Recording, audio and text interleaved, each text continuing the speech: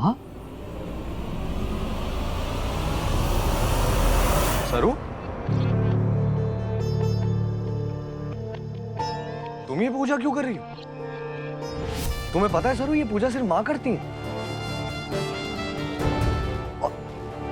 और ये कपड़े माँ से क्या हो क्या रहा है यहाँ सरू?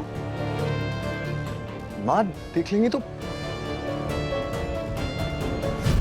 मैं तो बस इस घर की बहू होने का कर्तव्य निभा रही हूँ।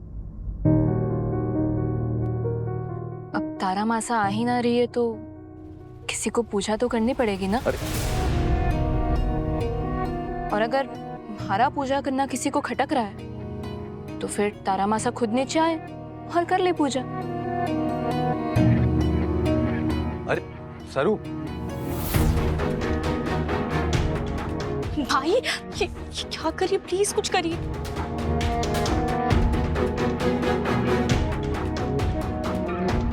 ओम श्री जीण भगवते नमः। श्री जीण ओम श्री जीण। सरू प्लीज बंद करो इसको, तुम्हें मंत्र भी नहीं आते, प्लीज बंद करो इसको सरू प्लीज, माँ बहुत नाराज हो जाएगी, मत करो। ठीक है कोई बात ना, गलत तो गलत, लेकिन पूजा तो मैं ही करूंगी। मुझे तुमसे उम्मीद नहीं है सरू, बंद करो इसको। हमारे को पूजा करने दीजिए वेद साहब। क्या था वो? ओम श्री जीण भगवते नमः। श्री भवा। भाभी भाभी ये क्या कर रही है? ऐसा कभी नहीं हुआ इस घर में, हम बहुत गुस्सा करेंगी। वेद, मम्मी जी पूजा में एक भी गलती बर्दाश्त नहीं करती। ये तो मंत्र भी गलत पढ़ रही है। अगर किसी को पसंद ना आ रहा है तो कम से कम चुप तो रहे। हमारे को पूजा करने दीजिए, गलत तो गलत, अब पूजा ऐसे होगी। श्री जीण मां भवानी। बस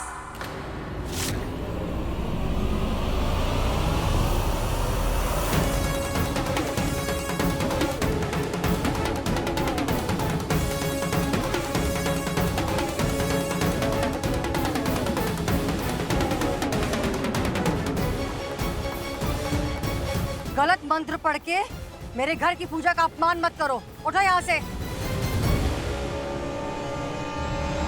मैंने कहा उठो यहाँ से।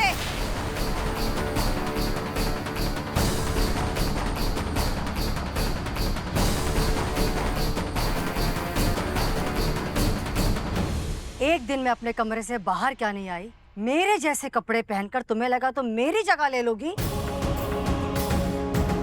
पूजा मैं करूंगी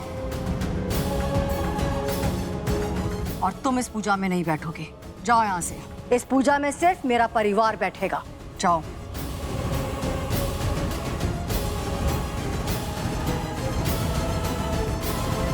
इसके अशुद्ध हाथ लग के सब खराब हो गया, शुद्धिकरण करनी पड़ेगी।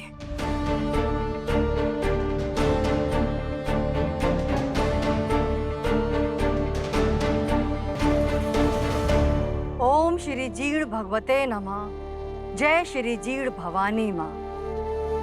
हमारी तपस्या सफल हुई, मासा आ गई पूजा में। हमारे को माफ करना भगवान जी, मंत्र गलत जानबूझ के बोला जिससे मासा को नीचे आना ही पड़े। विघ्न हरण मंगल करण गौरी सुत गणराज, कंठ विराजो शारदा आन बचाओ लाज। माता पिता गुरुदेव के धरु शरण में ध्यान, कुल देवी माँ जीण भवानी लाखों लाख प्रणाम।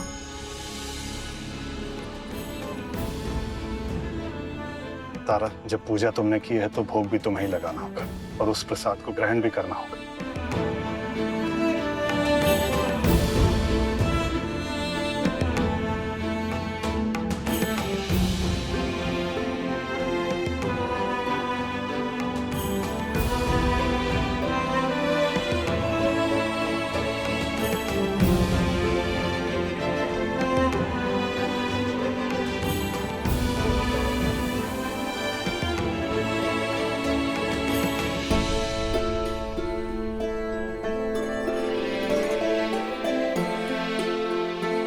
सरू, तुमने ये सब माँ को नीचे बुलाने?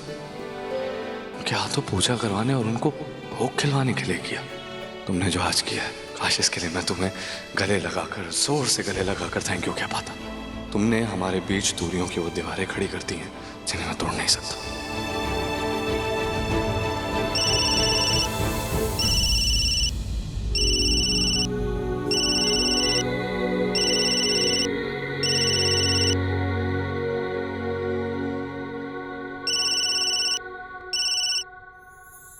हाँ मायरी। लाडो, भाई लाडो, कैसी है तू? और वहां थारे सासरे में सब लोग कैसे हैं? गृह प्रवेश और सारी रस्में अच्छे से हो गई ना?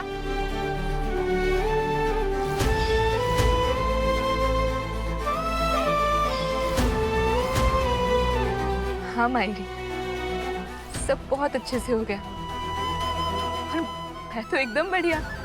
अब थारे को क्या ही बताऊं, जब से सासरे में आई हूं ना, तब से सब बहुत लाड़ प्यार कर रहे हैं हमारा।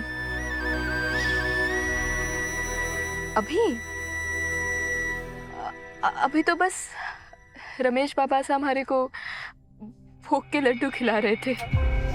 और तारा माँ साहब, वो तो प्यार कर करके थकती ही ना है। उनका बस चले ना मायरी, तो वो मुंबई शहर के हर गहने के दुकान से हमारे लिए गहने खरीदेंगी और हमारे को सजाएगी। जेठ जी, हाँ वो भी बिल्कुल बड़े भाई सा की तरह है। और पूजा भाभी साहब, वो तुम्हारी पक्की वाली सहेली बन गई। और वेदसा? वेदसा?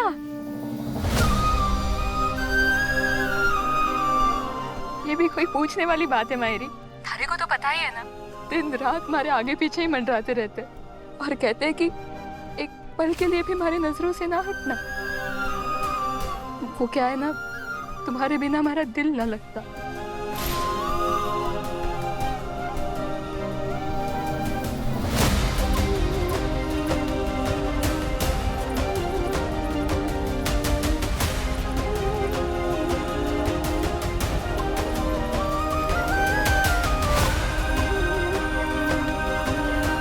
रामदास जी बाबा का लाख लाख शुक्र है, हमारे दिल पे से कितना बड़ा बोझ हल्का हो गया। थारे को सासरे में इतना प्यार मिल रहा है, एक माँ को और क्या चाहिए? लाडो सुन, थारे को याद है ना, थारे को मन्नत पूरी करने के लिए खरेस आना है। जोड़े से रामनाथ जी बाबा के मंदिर में दर्शन करने हैं। वेदसा तुम्हारे से नाराज है, उन्हें मंदिर कैसे ले जाऊंगी? अच्छा लाडो सुन, हाँ अभी मैं रखती हूँ, तू समय पर आ जाना। हाँ मायरी, ख्याल रखना। हाँ